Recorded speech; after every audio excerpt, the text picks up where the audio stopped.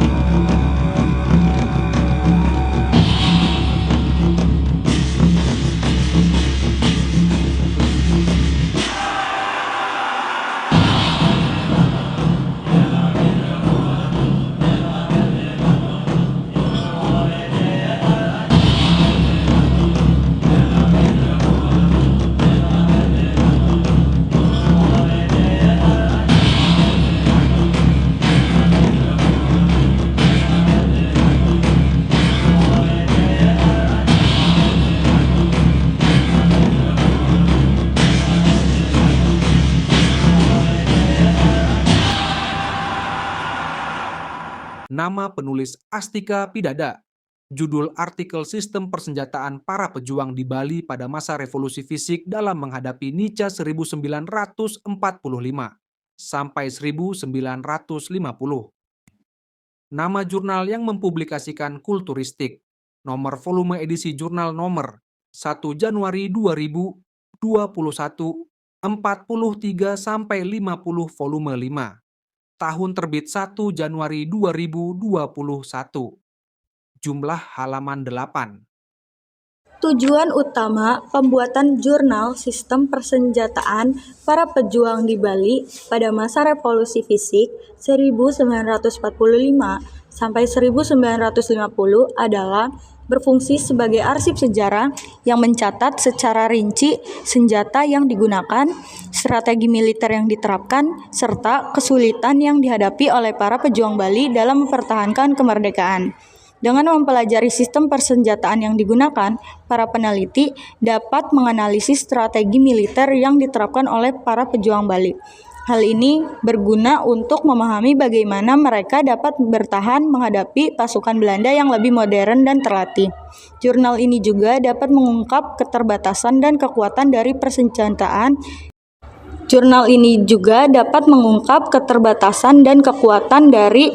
persenjataan yang dimiliki oleh para pejuang Bali. Informasi ini penting untuk memahami mengapa perjuangan mereka begitu berat dan apa saja faktor-faktor yang mempengaruhi keberhasilan atau kegagalan perlawanan mereka. Yang terakhir, jurnal ini bertujuan untuk memberikan penghormatan dan apresiasi kepada para pahlawan Bali yang telah berjuang mempertahankan tanah air dengan segala keterbatasan yang mereka miliki. Hasil dari penelitian ini menyatakan bahwa senjata yang digunakan para pejuang di Bali untuk pertempuran adalah senjata bekas milik Prayoda, bantuan dari Jawa, rampasan milik Belanda atau Nica, dan buat sendiri. Meskipun menggunakan senjata yang terbatas, Belanda tidak berani memandang rendah kemampuan para pejuang Bali. Terbukti hampir setiap pertempuran dimenangkan oleh para pejuang Bali dan tidak sedikit tentara Belanda atau Nica yang tewas saat pada revolusi fisik di Bali. Kelebihan jurnal ini dibagi menjadi 4. Yang pertama, ada konteks sejarah yang mendalam. Jurnal ini menyediakan pemahaman yang mendalam tentang sistem persenjataan yang digunakan oleh para pejuang di Bali selama revolusi fisik. Ini sangat penting untuk memahami strategi dan taktik yang digunakan dalam melawan Nica. Kedua, fokus regional. Dengan fokus khusus pada Bali, jurnal ini memberi wawasan terperinci tentang kondisi lokal yang mungkin berbeda dari daerah lain di Indonesia selama masa yang sama. Ketiga, dokumentasi dan referensi jurnal. Yang baik biasanya dilengkapi dengan dokumentasi yang kuat, termasuk sumber primer dan sekunder, yang dapat memperkuat analisis yang dilakukan. Keempat, kontribusi terhadap penelitian.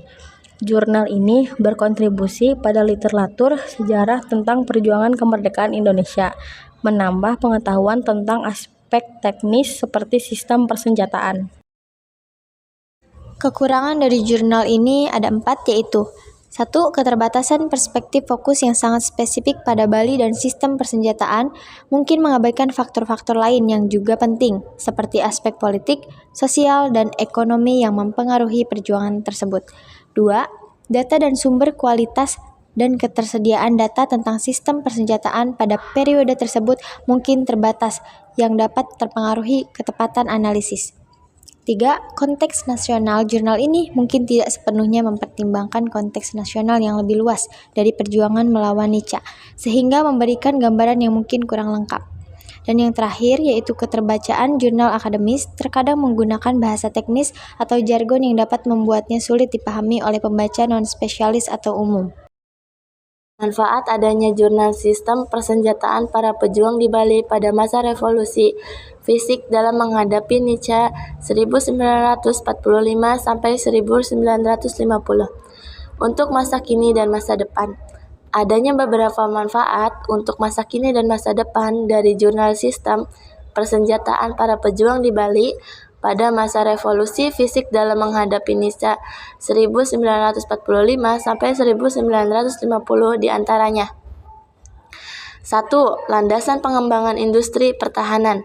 Dari manfaat teknologi, lokal jurnal ini dapat menjadi referensi dalam mengembangkan teknologi persenjataan yang sesuai dengan kondisi dan sumber daya lokal. Lalu untuk inovasi pertahanan dengan memahami tantangan yang dihadapi para pejuang, dulu kita dapat mengembangkan inovasi-inovasi baru dalam bidang pertahanan. 2. Pendidikan dalam pelatihan militer. Jurnal ini dapat dijadikan sebagai studi kasus dalam pendidikan dan pelatihan militer baik untuk perwira maupun binantara. Dengan memahami sejarah pejuang, diharapkan dapat meningkatkan kualitas sumber daya manusia dibanding pertahanan.